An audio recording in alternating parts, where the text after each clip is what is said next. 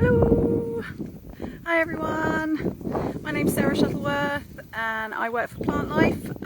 I'm one of the senior ecological advisors, which basically just means that I go out and look at plants, which is pretty much my favourite thing to do. I'm a botanist, but I also love fungi and also have a bit of a thing for invertebrates as well. And today I am celebrating National Meadows Day, like a lot of my colleagues all over the country. I'm currently in a lovely meadow in Somerset, which is where I live, and I'm lucky enough to actually have a Plantlife nature reserve where I live. So I am in a Plantlife nature reserve. It's called Skylark Meadows, and it's just in the lovely village of but I'm not actually sure that's how I say it. And basically it's two hay meadows that have been managed as hay meadows for a very, very long time. I'll just show you a quick view of it, of where I'm sitting. So you can see here that we've got gorgeous lovely grasses and little pops of colour from the knapweed, which we'll look at that a little bit closer in a minute. And unfortunately my microphone won't be picking it up, but there are lots and lots of buzzing sounds from all the crickets and all sorts of other insects are here. It's unfortunately not the sunniest day, which is a shame, and that does mean that we don't have the butterflies flying about quite so much. I have seen them though while I've been sitting down. They're sort of hunkering down, and if you walk about they kind of get lifted up, sort of the meadow browns and things like that. But I thought that I would first of all start by showing you a little bit of the plants that are here that I'm sitting around, that are very typical of this kind of habitat, which is a neutral grassland hay meadow. And then I thought I'd talk about a little bit about how it's managed and how, you know, we ensure that it stays this way, and maybe why, you know, it's so important that we celebrate meadows like this, and why they're a threat, really. So if we'll have a little look at what we're sitting amongst. So let me turn the camera around. So right here in front of me, you can see these gorgeous common knapweed flowers here, one of our later flowering perennial species. So even if the meadow does get cut a little bit earlier, which this year we're experiencing quite an early year, which just means we've had a lot of hot and dry weather, and so everything's kind of done its flowering thing and is pretty much finishing. But this is one of the later flowering ones. So that one's there. We've got a really important species here, which you probably hear Plantlife talking about a lot, which is yellow rattle. You can see it rattling out all its seeds there as I move it about, and you might be able to pick it up if I move my microphone closer. Hang on. And you can hear that as you walk through. It's all very, very rattly. And that one's known also as hay rattle, because it's very much associated with old hay meadows. It sort of semi-parasitizes the grasses, so it keeps the grasses from dominating the whole sward, so it's got more space for wildflowers like the knapweed. We've got things like the red clover and some little trefoils and things, all of those other things to have some space, which is why we often encourage introducing some yellow rattle sort of in your own garden if you're doing no mow May and you want some other species. Other things that we've got here, so we've got lots and lots of grass species here, and I know most people are a bit like, grasses, it's so difficult, but it's one of my favourite things actually, is to try and teach people about identifying grasses, so it's quite fun. But don't worry, I'm just going to show you the common ones here. So we've got the lovely crested dog's tail, looks a bit like a dog's tail, I guess, if you imagine that wagging away. We've got the gorgeous sweet vernal grass here, which is a really traditional hay meadow. It's all finished now, looking very straw coloured. And then one of my absolute favourites, which is this really delicate, you can hardly make it out, which is all over the place here, which is the common bent. So we've got some really nice species in here. And actually we do have a bit of a sort of southern, southwest local speciality species, which if you just bear with me, I'll go over to where it is. Turn the camera around and work our way across, crawling across a meadow on your hands and knees, why wouldn't you? And unfortunately it's going to look a little bit disappointing because it's finished flowering, but I promise you this would have been beautiful umbel of white flowers, like the cow parsley family, because it's in the cow parsley family. But this has got, and wait for it, it's got a great name, the corky fruited water dropwort, ladies and gentlemen, which I just love. You can't quite make out, but it's got very, very stiff, rigid stems, no hairs on them, and the leaves are very different up the top of the plant than they are at the bottom. But that one's a local specialty around here. And actually, when you get your eye in, it's kind of growing all over the place in this meadow.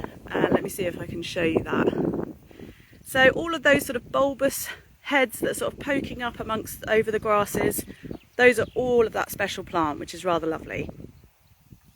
So why are we doing this? What's sort of National Meadows Day really, why is it so important? Well, you might have seen us mentioning the fact that we've lost over 97% of our species-rich hay meadows and grasslands in this country, well, in the whole of the UK, which is just absolutely terrible, quite frankly.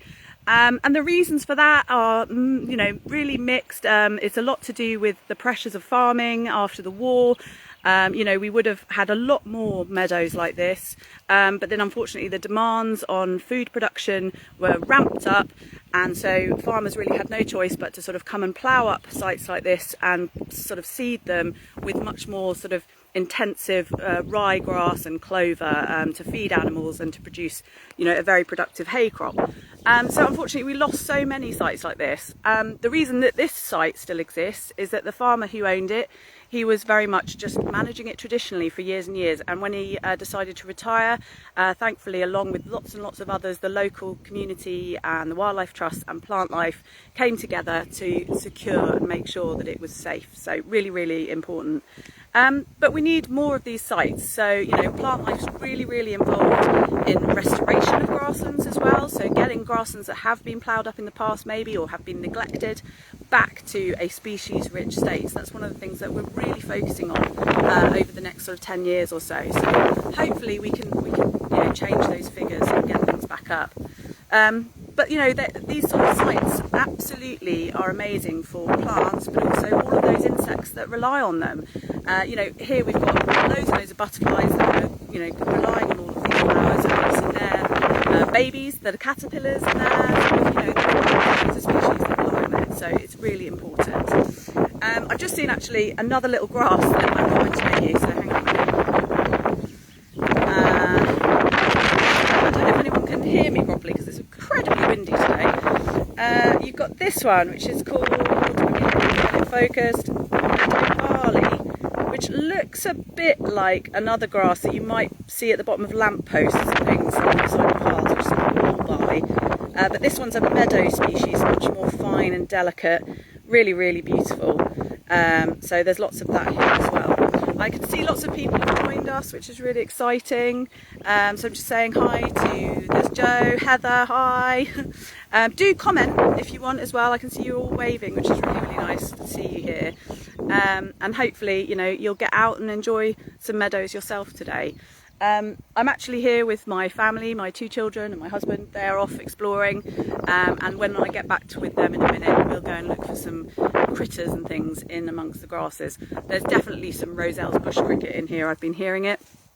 Oh, and I should mention again, obviously we're called Skylark Meadows, and there are skylarks. I have been listening to them, but again, my tiny microphone won't pick that up, unfortunately, especially with this buffeting wind. So yeah, it's a beautiful sight. I'm gonna do some more panoramic views so you can see what it's like.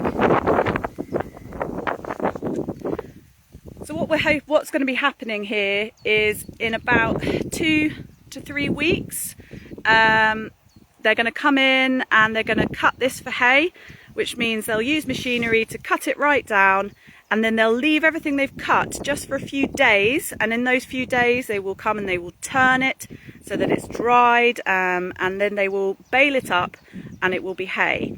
And then one of the really important things about the management of this site is that after they've cut it for hay and you've kind of left with the stubbly grass, is that they then bring some animals in here. Now, I'm not sure whether it's cattle or sheep, either or, and they will then carry on munching down the grass and keeping it short all through the autumn and winter.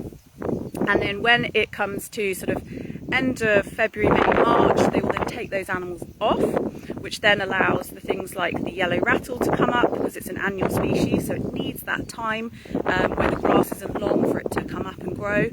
And all the other species will start to grow up as well. And that sort of cycle of letting the grass grow long and shutting it up for those growing months in the summer, and then cutting it and taking all of the cuttings away as hay, and then that aftermath grazing, which is what it's called, of animals coming in and eating it and munching it down. So, I mean, I manage an area of my garden for No Mow May as a meadow. Now, obviously, I'm not going to let a load of, it's a garden lawn, so it's small, and I haven't got any grazing animals. So I have to try and recreate that with some extra cuts during those autumn and winter months, so that I can make sure that my yellow rattle and all of those species come up as well. So that's really the idea behind meadows. Things like maybe calcareous chalk grassland might not have the hay being taken off, but they will have animals grazing all year round. But it's all about that, just taking some of the nutrients out and making sure it's low fertile, so that the wildflowers can kind of establish and you don't have just grass species. So that's really what it's all about. I think I'm going to probably wrap it up there, and I'm going to hand over, hopefully in the next 10 minutes or so. You're going to be with the wonderful Jo up in Yorkshire, which I'm very jealous. I have not seen many northern sort of grassland sites, so I'll be watching that as well. So thanks for everyone for joining, and yeah, enjoy the next instalment with Jo. All right, thanks everyone. Bye.